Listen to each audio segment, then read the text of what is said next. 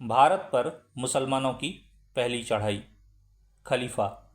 इस्लाम साम्राज्य का प्रबंधक खलीफा कहलाता था। पहले उनकी राजधानी मक्के में थी, जो बाद में बगदाद में उठाई। बगदाद के खलीफा बड़े ही प्रतापी, विद्याप्रेमी और न्यायप्रिय थे। उन्हीं के समय में भारत पर मुसलमानों का पहला आक्रमण हुआ। चढ़ाई। बात यह हुई कि कराची के पास टेकुल नामक बंदरगाह में कुछ लुटेरों ने एक अरबी जहाज लूट लिया। यह बंदरगाह सिंध नरेश दाहिर के राज्य में था। इसलिए खलीफा ने इस लूट के लिए दाहिर को ही दोषी ठहराया और उससे हर्जाना मांगा, पर दाहिर ने हर्जाना देने से साफ इनकार कर दिया। इस पर खलीफा ने हर्जाना वसूल करने के लिए 2 बार सेनाएं भेजी, पर वीर दाहिर ने उन्हें मार भगाया। तब तो खलीफा ने बहुत क्रुद्ध होकर सन 1712 ईस्वी में मोहम्मद बिन कासिम नामक वीर सेनापति को भेजा। सिंध विजय। कासिम ने बड़े जोरों से सिंध पर चढ़ाई की।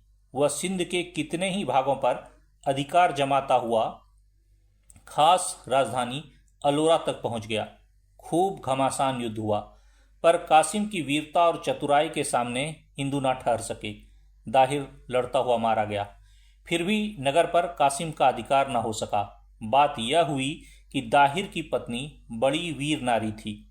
पति के मरते ही उसने युद्ध का प्रबंध अपने हाथ में ले लिया। उसने बहुत दिनों तक वीरतापूर्वक किले की रक्षा की। कासिम भी किले को घेरे रहा।